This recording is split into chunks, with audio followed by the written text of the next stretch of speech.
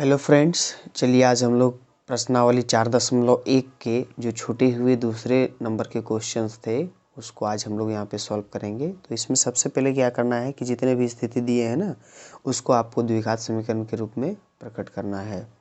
तो यहाँ पे दिया हुआ है कि एक आयताकार भूखंड है जिसका क्षेत्रफल 528 मीटर स्क्वायर है और उसकी लंबाई जो है वो चौड़ाई के दोगुने से 1 मीटर ज़्यादा है। तो इस स्थिति को आपको क्या करना है, आपको द्विघात समीकरण के रूप में प्रकट करना है। तो देखिए यहाँ पे एक आयताकार भूखंड है और इस भूखंड की जो लंबाई है, चौड़ाई मान लेते हैं x है, तो इसकी लंबाई कितनी हो जाएगी 2x हो जाएगी और उसमें भी एक ज़्यादा, दोगुने से एक ज़्यादा है ना।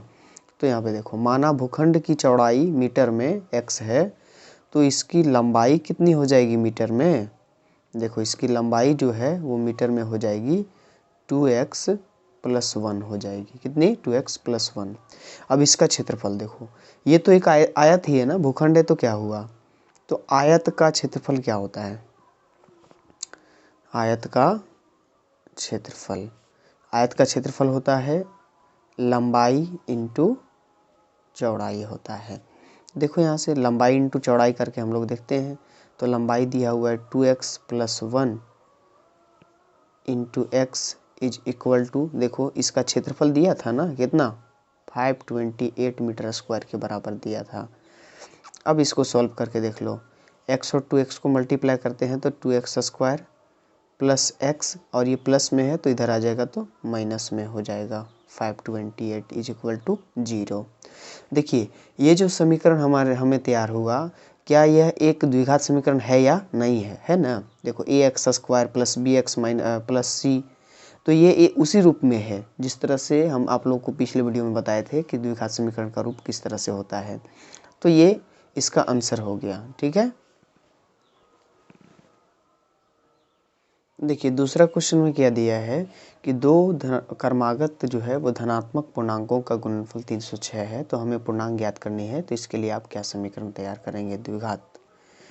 अब देखो इसमें से हम लोग सबसे पहले क्या कर लेते हैं कि मान लेते हैं, माना दो क्रमागत धनात्मक पूर्णांक हैं। अब देखो कौन कौन से हैं, एक को मानते हैं x, तो उसके जस्ट बाद वाला कौन होगा x + 1। अब प्रश्न में क्या दिया है कि इन दोनों का गुणनफल, दोनों पूर्णांकों का गुणनफल। अब देखो इसमें दिया है दोनों पूर्णांकों का गुणनफल दिया हुआ है। कितना दिया है गुणनफल, 306 दिया हुआ है। तो देखो एक x है और दूसरा जो है वो x + 1 है, ये दोनों को गुना करने से कितना आता है 306 आता है। इसको मल्टीप्लाई करो, x को मल्टीप्लाई करते हैं तो क्या आएगा x² + x और 1 को मल्टीप्लाई करिए तो x आ जाएगा और ये प्लस में इधर आएगा तो माइनस में हो जाएगा 3x इज इक्वल टू 0। ये x² + bx + c के रूप में आया या नहीं, आ गया ना। तो ये एक द्विघात समीकरण हमें प्राप्त हो गया। बहुत ही सिंपल है, ज़रा सा भी आप अगर दिमाग का इस्तेमाल करेंगे तो आसानी से इन सभी क्वेश्चंस को सॉल्व कर सकते हैं। केवल अभी आपको यहाँ पे समीकरण रूप में ही निरूपित करना है। देखिए इसका दूसरा का तीसरा नंबर क्वेश्चन क्या है कि रोहन की माँ उससे 26 वर्ष बड़ी है और उनकी आयु जो वर्ष में होगी का गुणनफल अब से 3 वर्ष के बाद अर्थात पश्चात 360 हो जाएगी। तो हमें रोहन की वर्तमान आयु ज्ञात करनी है। इसके लिए हम लोग को क्या करना है, एक द्विघात समीकरण तैयार करना है। तो मान लीजिए, चलिए माना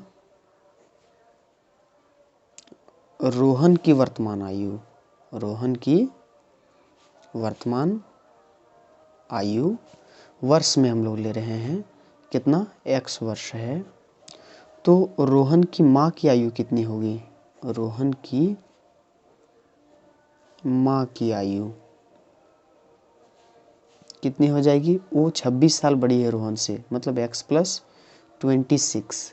अब देखो 3 साल बाद बात किया है, 3 वर्ष बाद बाद दोनों की आयु कितनी कितनी होगी। अब देखो पहले तो अगर हम लोग रोहन की बात करें तो रोहन की आयु जो है 3 साल बाद x+3 हो जाएगी, और उसके बाद उसकी माँ की आयु जो है वो x+26 है, उसमें 3 वर्ष और बढ़ जाएगा। मतलब x+3 ये रोहन की आयु और x+29 उसकी माँ की आयु। अब बोला है दोनों के आयु का गुणनफल, क्या दिया हुआ है, दोनों की आयु का गुणनफल कितना दिया हुआ है, दोनों की आयु का गुणनफल 360 दिया हुआ है, 360 दिया हुआ है। तो आप क्या करेंगे, देखो x+3 और x+29 दोनों को मल्टीप्लाई कर देंगे और 360 के बराबर कर देंगे। देखो इसको गुना करने का शॉर्ट तरीका मैंने बताया था, x को गुना कर दो, कितना आ जाएगा x²। ये दोनों को प्लस माइनस करो तो प्लस है, यहाँ पे दोनों प्लस हो जाएगा, 29 3 32 हो जाएगा, मतलब 32x लगा दो। अब 29 को 3 से गुना कर दीजिए, 30 दिया 90, यानी कि 29 दिया कितना हो जाएगा 87। अब ये प्लस में था, इधर आ जाएगा तो 360 माइनस में हो जाएगा इक्वल टू 0। अब माइनस कर लो, x² और प्लस 32x, अब इसको माइनस करते हैं तो कितना आएगा, घटा लीजिए, इसमें 10 में से 7 जाएगा, 3 बचेगा, इधर में से 15 में से 8 जाएगा तो 7 बचेगा, ये 2 बचेगा इक्वल टू 0। ये हो गया इसका आंसर। समझ में आ गया। देखिए विद्यार्थियों, इसका आखिरी और जो चौथा नंबर का क्वेश्चन है उसमें क्या है, एक रेलगाड़ी 480 किलोमीटर की दूरी समान चाल से तय करती है। यदि इसकी चाल 8 किलोमीटर प्रति घंटा कम होती तो वह उसी दूरी को तय करने में 3 घंटा अधिक समय लेती। अगर कम होती तो वो ज़्यादा समय लेती। तो हमें जो है वो रेलगाड़ी की चाल ज्ञात करनी है इसके लिए। चलिए देखिए हम लोग इसका जो है वो सॉल्यूशन शुरू करते हैं।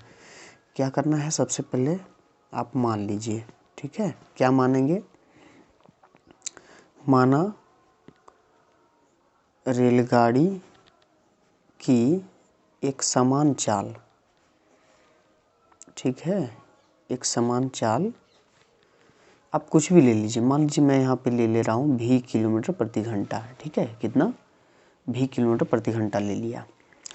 अब अगर दूरी दिया हो और चाल दिया हो तो समय को निकालने का क्या फार्मूला है, देखिए, तो समय हम यहाँ पे मान लीजिए t1 निकालते हैं। तो t1 निकालने के लिए दूरी बटे चाल, तो दूरी कितनी है, दूरी है 480 और चाल है हमारा v, ठीक है।